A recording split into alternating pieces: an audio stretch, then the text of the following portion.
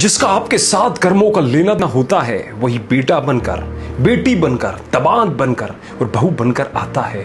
लेना देना नहीं होगा तो नहीं आएगा। इसलिए आज की ये कहानी आपको बहुत कुछ सोचने पर मजबूर कर देगी। इसलिए इस कहानी को अंत तक बड़े ध्यान से देखिएगा और समझने की कोशिश कीजिएगा। आज की ये कहानी कर्मों के खेल की, कर्मों के लेन देन की है। एक फौजी था, उसके माँ नहीं, बाप नहीं, शादी नहीं की, बच्चे नहीं, भाई नहीं, बहन नहीं, अकेला ही कमा कमा के फौज में जमा करता रहा। तो थोड़े दिन में एक सेठ जी जो फौज में माल सप्लाई किया करते थे, उनसे उनका परिचय हो गया और दोस्ती हो गई। सेठ जी ने उन्हें कहा, जो तुम्हारे पास पैसा है वो उतने के उतना ही पड़ा है, तुम मुझे दे दो, मैं कारोबार में लगा दूंगा तो पैसे से पैसा बढ़ जाएगा। फौजी ने सेठ जी को पैसा दे दिया। सेठ जी ने कारोबार में वो पैसा लगा दिया। कारोबार उनका चमक गया, खूब कमाई होने लगी, कारोबार बढ़ गया। थोड़े ही दिन में लड़ाई लग गई। लड़ाई में फौजी घोड़ी पर चढ़कर लड़ने गया। घोड़ी इतनी बेकार और बदतमीज थी कि जितनी जोर से लगाम खींची उतनी ही तेज भागे। खींचते खींचते उसके गलफर तक कट गए, लेकिन वो दौड़कर दुश्मनों के गोल में जाकर खड़ी हो गई। दुश्मनों ने वार किया, फौजी भी मर गया, घोड़ी भी मर गई। अब सेठ जी को मालूम हुआ कि फौजी मर गया है, तो सेठ जी बहुत खुश हुए कि उसका कोई वारिस तो है ही नहीं। अब ये पैसा किसको देना? अब मेरे पास पैसा भी हो गया, कारोबार भी चमक गया, लेने वाला भी नहीं रहा। ये सोचकर सेठ जी बहुत खुश हुए। कुछ ही दिन के बाद सेठ जी के घर में लड़का भी पैदा हो गया। अब सेठ जी और खुश कि भगवान की बड़ी दया है, खूब पैसा भी हो गया, कारोबार भी हो गया, लड़का भी हो गया, लेने वाला भी मर गया। सेठ जी बहुत खुश। वो लड़का होशियार था, पढ़ने में समझदार था। सेठ जी ने उसे पढ़ाया लिखाया। जब वह पढ़ लिख कर बड़ा हो गया तो सोचा कि अब ये कारोबार संभाल लेगा, चलो अब इसकी शादी कर दें। शादी करते ही घर में बहू रानी आ गई।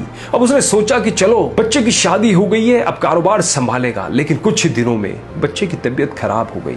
अब सेठ जी डॉक्टर के पास, हकीम के पास, वैद्य के पास दौड़ रहे हैं। वैद्य जी जो दे रहे हैं, दवा खिला रहे हैं और दवा असर नहीं कर रही, बीमारी बढ़ती ही जा रही है, पैसा बर्बाद हो रहा है और बीमारी बढ़ती ही जा रही है, रोग कट नहीं रहा है, पैसा खूब लगे जा रहा है। अब अंत में डॉक्टर ने कह ही दिया कि लाइलाज मर्ज हो गया है, इसको अब असाध्य रोग हो गया है, ये बच्चा 2-3 दिन में मर जाएगा। डॉक्टर के जवाब देने पर सेठ जी निराश हो गए और बच्चे को लेकर रोते हुए आ रहे थे। रास्ते में एक आदमी मिला। उसने पूछा कि सेठ जी क्या हुआ, बहुत दुखी लग रहे हो? सेठ जी ने कहा, ये बच्चा जवान था, हमने सोचा बुढ़ापे में हमारा सहारा बनेगा, शादी होते ही अब ये बीमार हो गया, हमने इसके लिए खूब पैसा लगा दिया, जिस डॉक्टर ने जितना मांगा उतना दिया, लेकिन आज डॉक्टरों ने जवाब दे दिया, अब ये बचेगा नहीं, असाध्य रोग हो गया है, इसे लाइलाज मर्ज है, अब घर ले जाओ, 2-3 दिन भी कटना मुश्किल लगता है। आदमी ने कहा, अरे सेठ जी तुम क्यों दिल छोड़ रहे हो? मेरे पड़ोस में वैद्य जी दवा देते हैं, 2 आने की पुड़िया खाकर मुर्दा भी उठकर खड़ा हो जाता है, जल्दी से तुम वैद्य जी की दवा ले आओ। सेठ जी दौड़ कर गए, 2 आने की पुड़िया ले आए और पैसा दे दिया। पुड़िया ले आए, बच्चे को खिलाई, बच्चा पुड़िया खाते ही मर गया। बच्चा मर गया। अब सेठ जी रो रहे हैं, सेठानी भी रो रही है और घर में बहुरानी और पूरा गांव भी रो रहा है। गांव में भी शोर मच गया कि बहुरानी सेठ की कमर जवानी में टूट गई। सब लोग रो रहे हैं। तब तक एक महात्मा जी वहां आ गए।